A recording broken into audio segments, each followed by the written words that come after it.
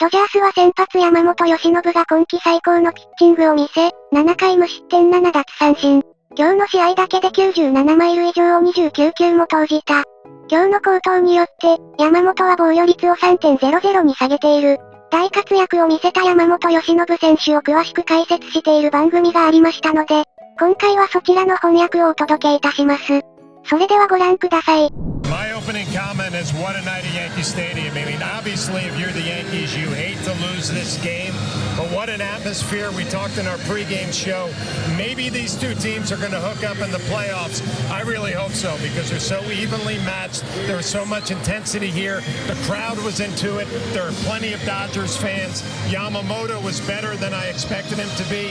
Cody Petite was awesome, did exactly what he was supposed to do. It was a battle of the bullpens. Yankees lose it, but what a great game. Fantastic game. I echo everything that you said. It was a classic pitcher's duel. Back in the pregame show, we showed pictures of Whitey Ford and Sandy Koufax. They would have been proud of this game. They would have pitched a lot longer than the starters did today. But on a night where there were so many great pitches, this game was decided in the 11th inning because of a pitch that wasn't great. Ian Hamilton got ahead of Teoscar Hernandez with a couple of good sliders, but then he went middle with a slider. Hernandez hits a two-run double. And when the Dodgers scored there, guys, that was the first time all night the Dodgers even had a runner get to third base. We might also add the Yankees didn't have one get to third base until the 8th inning, but it was that kind of classic night, back and forth, a terrific game. So let's dig into this pitchers matchup, and we'll talk about Yoshinobu Yamamoto starting first, making his 13th start of the season. It is our pitching decisions presented by Sage, and from the outset, Flash, you could tell that it was going to be a challenge for the Yankees hitters. You know what, Bob? What impressed me the most about Yamamoto was probably his fastball and the life on his fastball. I was expecting a lot of split fingers. We talked about the curveball in the pregame, but he was throwing fastball sliders more than I expected. But I think for me, it was a life on the fastball that a lot of the Yankee hitters were late on it. I noticed it right away early in the game. He was throwing hard late in the game. So for me, it was fastball slider more than the curveball split. Yeah, I agree with you. I think he threw one poor splitter all evening, and Judge hit it for a double, so I don't think he used the splitter as much after that. He got the outs when he needed them, like that double play that we're showing you right there. He hugs Roberts after a 106-pitch outing, which was a season high for him. And I was thoroughly impressed with his poise, his demeanor, and his stuff. And Flash, I think the reason we saw that version of him tonight that you just described is because he's smart enough to know, hey, this is what's working for me tonight. The curveball, as Coney said on our pregame, not a pitch that maybe he has a ton of comfort with.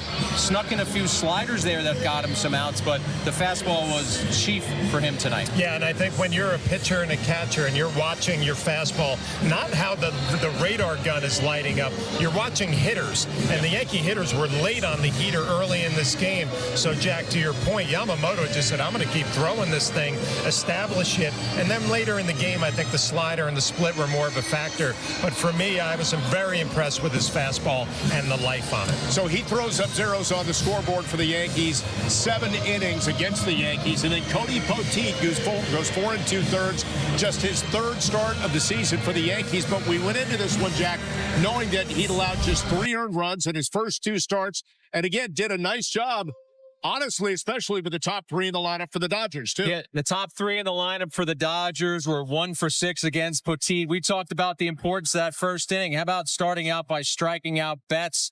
He got this double play in the 2nd inning. That was important as well. And I was just impressed with how much he battled.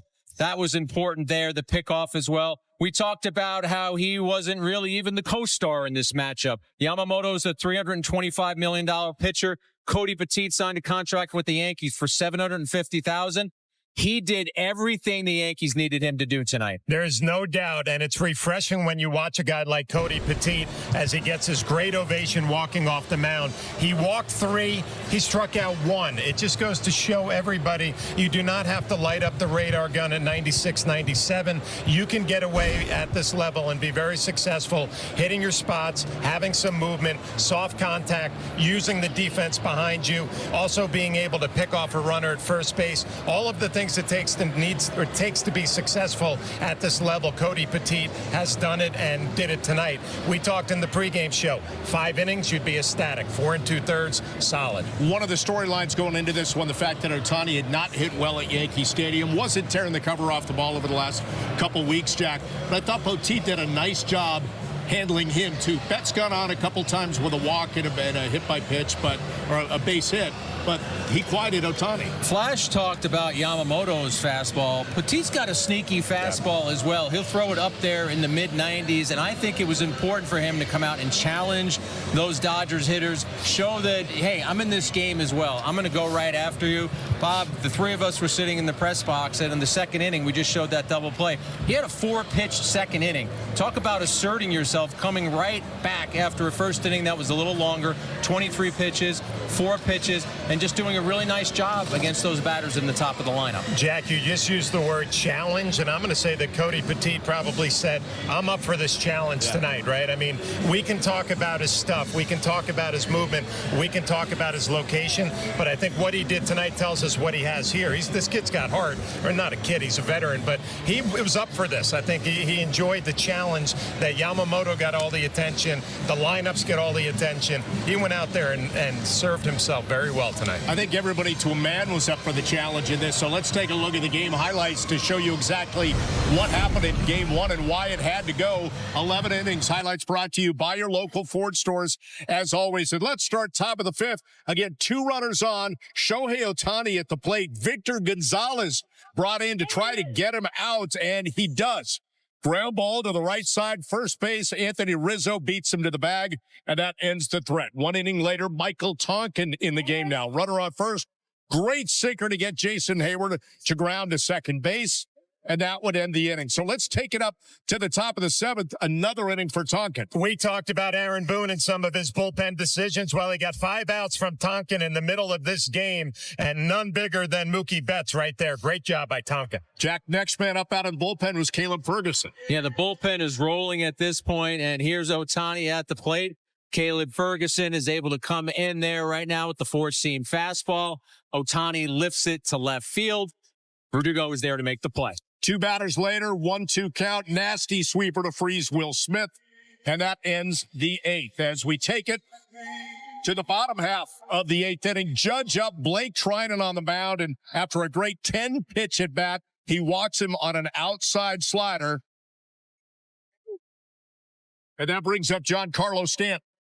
And again, Trinan has that good sinker and a good slider. Stan had a good swing, but the movement on the sinker was just enough to get that lazy fly ball to left field. Clay Holmes got into last night's game, threw 20 pitches to close it out. Jack, he was in the top of the 9th. Comes in, Clay Holmes, this is what he does. 3 ground balls in the 9th inning. That last one right there to Pajes, the ground out. He collects the out at first on the throw from Rizzo. All right, so back to Ian Hamilton now as he gets Kike Hernandez, the 9-hitter, to ground into the fielder's choice, and then he'd come back out again for the 10th. Yeah, and again, Aaron Boone had some decisions to make with his bullpen guys. He chose to bring Hamilton back out there. This is a hot shot at Anthony Rizzo that he makes a nice job hanging in there, getting to the base. A huge out, a huge play from Rizzo. So let's get to our turning point of the game, brought to you by Montefiore Einstein, the official hospital of the New York Yankees. And there's a couple runners on here, and Hernandez coming up.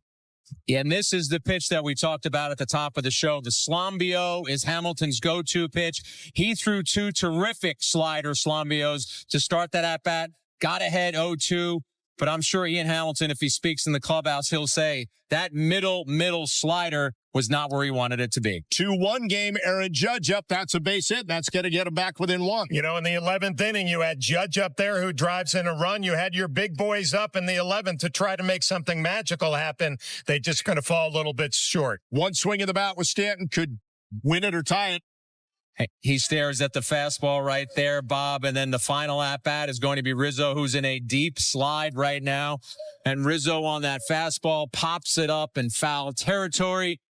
Ramirez is pretty excited. Smith is pretty excited. All of the Dodgers are excited. Offensively, you couldn't talk about a better scenario having, as you said, Flash, the big boys coming up, Stanton and Rizzo a chance to potentially get you a win. Yeah, and you're thinking with Juan Soto out of this lineup in the 11th inning, here comes Aaron Judge and Stanton, and you're thinking maybe one of these guys is swinging the bat can tie it up. They showed some fight in the 11th, just came up a little short. I want to go back to the bullpen because this was Flash's key on the pregame, and how key did the bullpen end up being for the Yankees, and the buttons that Boone pushed. Now, they lost the game in the 11th inning because of what happened with Hamilton right there, but before the 11th inning, Yankee relievers had retired 16 of 19 Dodgers. So just continuing to pass the baton, and they weren't using their high leverage relievers. You didn't see Luke Weaver tonight. You didn't see Tommy Kahnle. You didn't see Holmes and Hamilton until the end. So it was Gonzalez, it was Ferguson, it was Tonkin, all doing a strong job.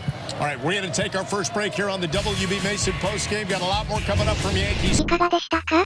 好投を見せた山本投手でしたが惜しくも勝敗はつきませんでした。次回登板も今から楽しみですね。このチャンネルは日本人メジャー選手に対する海外のインタビューなどの翻訳動画をご紹介いたします。ぜひ、チャンネル登録高評価よろしくお願いいたします。